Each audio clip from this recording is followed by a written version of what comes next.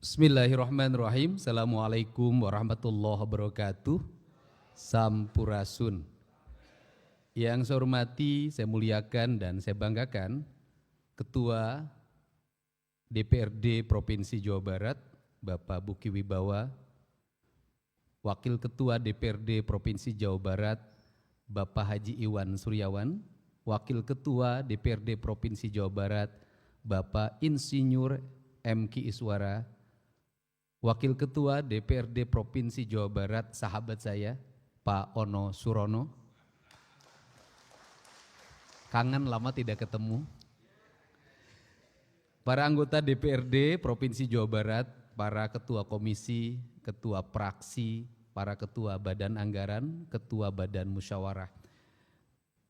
Forum pimpinan daerah Provinsi Jawa Barat, saya ucapkan terima kasih yang mewakili Polda Jabar, saudara sekretaris daerah, kemudian juga seluruh hadirin para undangan, tokoh masyarakat, tokoh ulama yang hadir pada kesempatan siang hari ini. Yang pertama, saya sampaikan rasa bahagia senior saya di Partai Gerindra hari ini menjadi doktor dan jenderal. Sebuah kualifikasi yang luar biasa di usia yang tidak muda lagi tetapi masih memiliki semangat muda. Kalau sudah jadi doktor berarti harus sering mondok di kantor. Kemudian hari ini juga kita menyampaikan rasa duka atas meninggalnya 3 orang warga Kabupaten Garut pada peristiwa hari Jumat kemarin dan 2 orang warga Kota Cimahi, rumahnya terkena longsor, kemudian 2 orang meninggal pada tadi pagi. Dan saya sampaikan di Jawa Barat ini hampir dalam setiap minggu selalu terjadi rumah longsor. Ini adalah bahan evaluasi kita. Ada 2 hal yang terjadi di sana. Yang pertama rusaknya hutan, yang kedua tata bangunan yang sudah semakin tidak terkelola dan tidak memperhitungkan prinsip-prinsip tata kelola lingkungan. Ini adalah bagian dari upaya kita segera menyempurnakan langkah-langkah kita dalam RPJMD. Pertama saya mengucapkan terima kasih pada Pansus RPJMD tahun 2025-2029 atas kinerja yang dilakukan sehingga kita bisa melihat sebuah arah berpikir pembangunan 5 tahun ke depan. Dengan orientasi kita pada hari ini adalah 2 hal. 1, lembur diurus, 2, kota ditata. Lembur diurus, kota ditata adalah bagian dari upaya kita untuk menyelesaikan problematika pedesaan dan perkotaan. Problematika pedesaan dan perkotaan adalah disparitas antara pedesaan dan perkotaan. Disparitas pedesaan dan perkotaan juga memiliki implikasi yang cukup luas, yaitu disparitas antara utara dan selatan. Pertama, arah ke depan yang harus kita bangun adalah ketika kita bicara persoalan lembur diurus kota ditata, artinya kita melakukan penataan desa, maka saya sangat menyepakati untuk segera kita bersama-sama membahas perda tentang standarisasi pedesaan. Kenapa? Karena dalam standarisasi pedesaan itu perlu dilakukan mengingat desa hari ini ada desa yang berpenduduk sangat kecil, mungkin kisaran 2.000 atau 3.000. Ada desa yang berpenduduk sangat besar, mencapai angka 150.000 sampai 170.000. Ke depan harus segera dibuat rasionalisasi. Dalam desa ini juga kita harus 1, membuat rasionalisasi desa. Berapa batasan minimal sebuah desa penduduknya? Yang kedua, berapa batasan maksimal penduduk sebuah desa? Agar apa? Agar melahirkan arah kebijakan fiskal yang memadai. Yang kedua, dalam penduduk pedesaan yang sangat kompleks ini ada 2 lagi yang dilakukan. Mana yang masih pantas menjadi desa dan mana yang harus segera berubah menjadi kelurahan. Karena di beberapa wilayah industri di Jawa Barat, kehidupan masyarakatnya sudah perkotaan, perilaku hidupnya sudah urban, tapi statusnya masih desa. Yang kemudian yang berikutnya ada problem sosial dan problem ekologi, serta problem psikologi publik adalah banyaknya desa yang terjadi penumpukan orang, yang akhirnya orangnya mengambil daerah bantaran sungai, mengambil daerah hijau, dengan jumlah ruang rumah, saya katakan dengan jumlah ruang rumah yang sangat banyak, hari ini sudah tumbuh di Jawa Barat, terutama di daerah Karawang, Subang, Purwakarta, Bekasi, Bogor, Kota Bekasi, Depok, yaitu rumah-rumah yang sempit diisi oleh beberapa keluarga yang bisa mencapai satu rumah sempit itu tanpa kamar dihuni oleh 22 orang. Efek psikologinya, ini perlu saya jelaskan, efek psikologinya adalah timbulnya berbagai problem penyakit sosial. Di antaranya adalah pelecehan seksual terhadap anak-anak di bawah umur. Faktor rumah tanpa sekat, setelah itu adalah aspek lingkungan di mana banyak anak yang terlantar, ditinggalkan oleh ibunya pergi keluar, tidak kembali, kemudian ibunya meninggal atau anaknya meninggal, besoknya dia dititipkan di kakeknya, dititipkan di pamannya, seringkali menjadi problem mereka mengalami pelecehan seksual anak di bawah umur, dan ini di Jawa Barat jumlahnya sangat banyak, cuman tidak terekspos secara terbuka karena menyangkut privacy bagi anak-anak di bawah umur. Problem ini harus diselesaikan baik dari sisi ekologi maupun psikologi maupun dari sisi tata ruang. Dan di sini kita mengalami problem tentang tata ruang. Mohon maaf, tata ruang yang kita sahkan pada tahun 2022 telah menghilangkan kawasan hijau seluas 1,2 juta hektar. Dan itu menjadi temuan dari Kementerian Lingkungan Hidup dan langsung disampaikan pada saya. Kemudian perubahan itu paling banyak terjadi di mana? Perubahan itu terjadi paling banyak adalah di Bekasi, di Kabupaten Bogor. Dan perubahannya menjadi apa? Menjadi kawasan pariwisata, berubahnya area perkebunan menjadi pariwisata, menjadi kawasan pemukiman, menjadi kawasan perhotelan, dan itu legal. Jadi kalau kita bicara hari ini banyak daerah resapan air, daerah yang dalam datanya kawasan hutan, itu berubah menjadi kawasan-kawasan berbeton dan gubernur tidak langsung membongkar. Karena apa? Karena menunggu pencabutan izin mendirikan bangunan dan pencabutan izin lokasi. Ini adalah problem. Kemudian yang berikutnya harus dilakukan, walaupun dilakukan 5 tahun sekali perubahan tata ruang, mau tidak mau pada tahun ini kita harus segera melakukan perubahan. Karena kalau tata ruangnya tidak dikembalikan, tidak dirubah, maka kita akan dikepung oleh bencana. Satu, kita dikepung oleh bencana longsor. Kedua, kita dikepung oleh bencana banjir. Yang ketiga, kita dikepung oleh bencana ekologi. Sehingga tidak aneh hari ini namanya banjir bukan di daerah pedataran. Hari ini banjir terjadi di daerah pegunungan. Ini problem. Nah, kemudian hampir di seluruh daerah di Jawa Barat, daerah-daerah aliran sungainya sejak Bahasa Sunda, sejak Kuluwung, Kungkulungan, kemudian Susukan, Walungan, kemudian Bendungan, ini mengalami problem penyempitan karena terjadi perubahan-perubahan lingkup masyarakat. Sehingga hari ini hulu air itu dihuni oleh penduduk, daerah aliran sungai dihuni penduduk, kemudian daerah pesawahan dihuni oleh penduduk, rawa-rawa hampir semuanya tidak berfungsi, sehingga termasuk juga situ-situ yang dikelola oleh BPWS, PSDA maupun PJT mengalami penyempitan dan perubahan. Bahkan sudah banyak yang hilang berubah menjadi bangunan.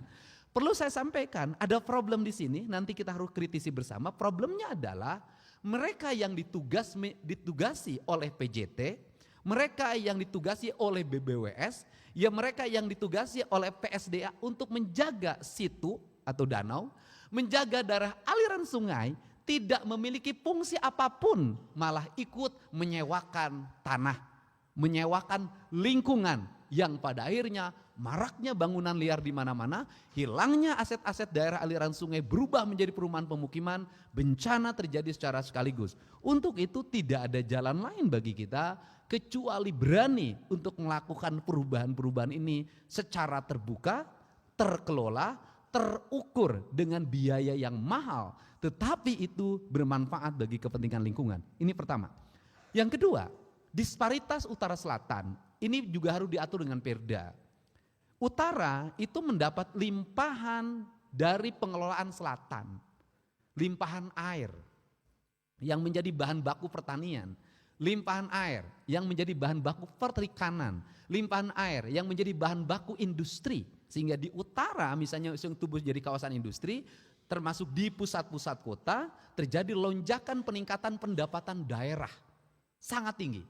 Tetapi daerah selatannya yang dia menunggu gunung, menunggu hulu air, menunggu hutan-hutan, itu tidak mengalami peningkatan apapun. Kenapa? Karena tidak ada investasi. Untuk itu seiring dengan pembangunan yang berbasis ekologi, sudah selayaknya kita bersama-sama untuk merumuskan zona karbon.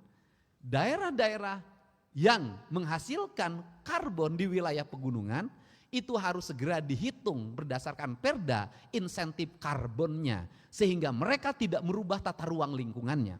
Yang kedua, harus ada insentif air. Daerah yang menghasilkan air, sumber-sumber air dan harus menjaganya, maka debit airnya harus dihitung. Karena apa? Karena pajak air yang diperoleh hari ini tidak serta-merta terdistribusi secara adil bagi mereka yang menghasilkan air. Karena airnya ada di hilir, hulunya tetap tidak tersentuh. Padahal rusaknya hilir itu diakibatkan oleh rusaknya hulu. Yang ketiga, daerah aliran airnya di Jawa Barat mengalami problem bakteri yang sangat akut. Dan saya mengajak pada teman-teman DPRD untuk segera melakukan penelitian secara terbuka. Kenapa? Seluruh limbah industri, limbah rumah tangga masuk ke daerah aliran sungai, melahirkan bakteri-bakteri jahat dan kemudian masuk ke bendungan yang merupakan daerah penghasil ikan di keramba-keramba. Kapasitas keramba melebihi batas dari 8.000 menjadi 50.000, pakan sangat tinggi, airnya pekat tanpa terkuras dan mohon maaf, bisa jadi ikan yang seharusnya itu menjadi daya protein yang baik bagi tubuh anak kita malah terbalik menjadi ancaman. Apalagi anak-anak kita sering memakan ikan dengan tidak melepas kepala dan insangnya. Ini adalah hal yang penting. Saya katakan misalnya, mari kita lakukan penelitian termasuk penyakit yang dialami oleh anak-anak balita, kehilangan imunitas, kemudian berbagai problem lainnya. Ini serius di Jawa Barat. Nah, ini juga harus menjadi arah kebijakan kita. Kemudian yang berikutnya adalah kita mengalami problem dalam pengelolaan badan usaha milik daerah. Badan usaha milik daerah kita dibuat sangat banyak. Setelah itu adalah terjadinya perpindahan aset. Bukan lagi berada di tangan BUMD, asetnya sudah berada di tangan pihak ketiga. Dan sebentar lagi kalau tidak segera diantisipasi, dilakukan investigasi dan pengembalian kembali aset, maka kita berpotensi kehilangan aset triliunan di Jawa Barat.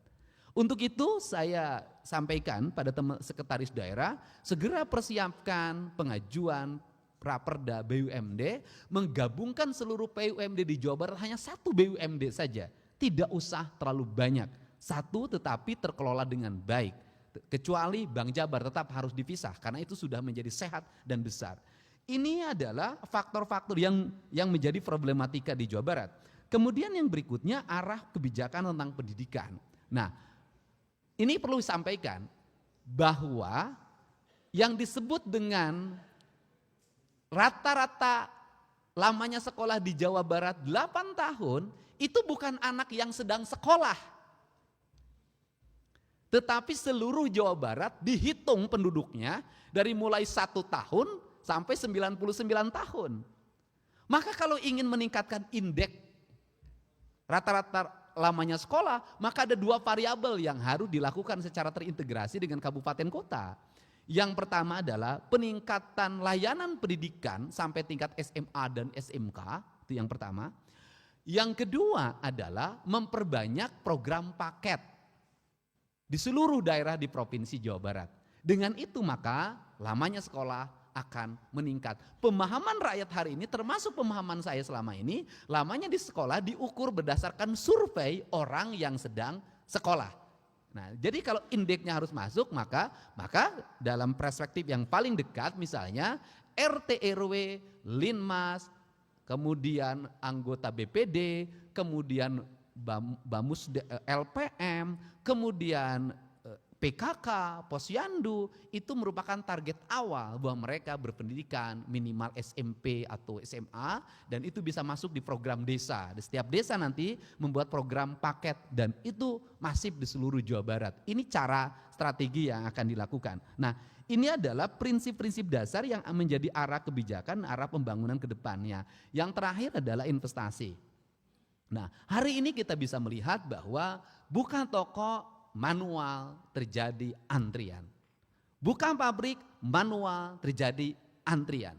Maka konsekuensinya adalah di bulan Agustus ini insya Allah sudah bisa kita gerakan. Walaupun industrinya belum terbuka semuanya, yaitu lamanan kerja melalui media online dan kemudian perusahaan tidak mesti membuka lamanan kerja. Tetapi perusahaan tinggal mengakses data bursa kerja yang disiapkan oleh Dinas Tenaga Kerja Provinsi dan Kabupaten Kota. Kemudian mereka memanggil dan kemudian mereka meninterview, kemudian mengasesmen dan sampai menerimanya. Tetapi seluruh ini tidak mudah karena banyak perusahaan-perusahaan yang memiliki ego sektoral. Mereka juga punya kepentingan para HRD-nya untuk memasukkan orang-orang yang menjadi bawaannya dari kampung halamannya, dari desanya, dari wilayah dia berasal. Ini juga problem. Setelah itu juga ada problem lingkungan di mana seringkali tenaga kerja direkrut itu dikelola oleh lingkungannya masing-masing. Dan seringkali yang berdomisili di lingkungannya tidak menjadi prioritas. Kenapa? Karena dia tidak bisa memberikan uang sehingga ada perubahan KTP segala macam itu adalah bagian dari bisnis ilegal dalam rekrutmen tenaga kerja.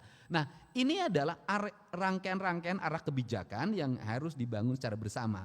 Kemudian yang terakhir adalah orientasi membangun percepatan dan pertumbuhan. Tadi sudah saya sampaikan, ada daerah penghasil yang kelebihan fiskal, misalnya kayak Kabupaten Bekasi, itu mengangkat ASN-nya tahun ini mencapai 9.000. Karena mungkin kelebihan fiskal. Tetapi di tempat lain, itu dengan P3K saja sudah rontok APBD-nya. Tidak punya lagi kemampuan untuk membayar pembangunan.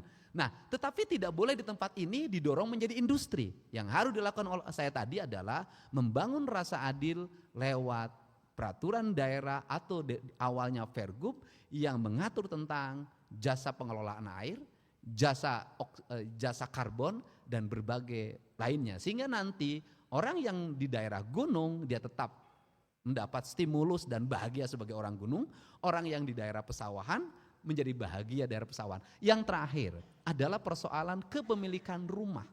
Dan ini problem. Problemnya adalah bahwa satu sisi kita ingin mendorong rakyat kita punya rumah. Tetapi di sisi lain ruang terbukanya sudah hampir tidak ada. Dan harga yang paling murah tanah itu pasti sawah. Pilihan yang paling murah untuk membangun rumah pasti sawah. Karena lahan kampung itu sudah mahal. Lahan pekarangan itu sudah mahal. Ini juga harus ada desain ke depan. Desainnya adalah bagaimana rumah dibangun dengan menggunakan tanah yang tidak terlalu luas tetapi bisa membuat nyaman orang. Nah, misalnya kita kembali membuat peraturan tentang di daerah-daerah tertentu di Jawa Barat sudah tidak diperbolehkan rumah ke samping, tapi harus ke atas. Ini. Dan yang terakhir yang paling dekat adalah urusan penambangan. Urusan penambangan ini di Jawa Barat ini ratusan tambang liar terjadi selama ini, merusak infrastruktur jalan. Ketika ada bencana, pengusahanya tidak bertanggung jawab. Kemudian karena tidak memiliki kemampuan di bidang tambang, tidak punya ahli tambang, dia hanya bisa menggerakkan alat berat, dia tidak ngerti reklamasi. Dia tidak ngerti rencana tambang. Ini ada problem. Tetapi kita tahu bahwa di Jawa Barat ada kebutuhan terhadap material tambang. Maka solusinya adalah segera dihitung menurut saya berapa kebutuhan material tambang di Jawa Barat. Apa saja jenisnya Nanti didapatkan dari mana? Ketika didapatkan dari mana? Siapa pengusaha yang memiliki kualifikasi untuk melakukan pengelolaan tambang itu? Jam angkutan materialnya jam berapa? Jenis kendaraannya apa? Melewati jalan apa? Agar tidak terjadi problem akut. Kita yang paling dekat adalah, yang paling bencana menurut saya, yang kematiannya sudah mencapai ratusan adalah Parung Panjang. Bagaimana Parung Panjang itu dikupas, menimbulkan kerusakan lingkungan yang luar biasa. Meninggalnya didata lebih dari 100 orang. Dalam setiap waktu selalu orang meninggal terlindas truk. Kemudian setelah itu diperlukan investasi besar dari pemerintah provinsi yang lebih dari 1 triliun. Tetapi siapa yang menikmati dampak dari tambang itu? Daerah-daerah yang mengalami pertumbuhan pembangunan perkotaan yang dekat Bogor. Sehingga berubah menjadi kawasan pemukiman mewah, kawasan perhotelan. Mereka tumbuh ekonominya meningkat, pajak restorannya meningkat, pajak hotelnya meningkat. Tetapi ini mengalami kemiskinan yang masif. Infrastrukturnya buruk, masyarakatnya terkena debu, terkena ispa, yang meninggal setiap waktu tanpa santunan. Ini adalah problem, dan saya sampaikan untuk Parung Panjang, pemerintah Kabupaten Bogor sudah menyampaikan pada saya tahun depan bersedia membebaskan lahan tambang oleh Pemkab Bogor, dan pemerintah provinsi membangun lahan tambang itu. Walaupun dulu sudah ada penugasan ke BUMD tapi tidak berjalan. Saya cenderung tidak lagi menggunakan BUMD, sudah dibangun oleh pemerintah saja, bekerja sama dengan Pemda Kabupaten Bogor, karena pajak tambangnya kan paling besar masuk ke kabupaten. Nah, ini juga rasionalisasi yang harus dilakukan secara taktis oleh kita bersama. Barangkali itu saja yang dapat saya sampaikan. Saya ucapkan terima kasih. Semoga RPJMD ini menjadi arah kebijakan pembangunan strategis bagi kepentingan Jawa Barat ke depan. Saya ucapkan terima kasih pada semuanya. Salam hormat. Wallahu muwaffiq ila aqwamit thoriq. Assalamualaikum warahmatullahi wabarakatuh. Sampurasun.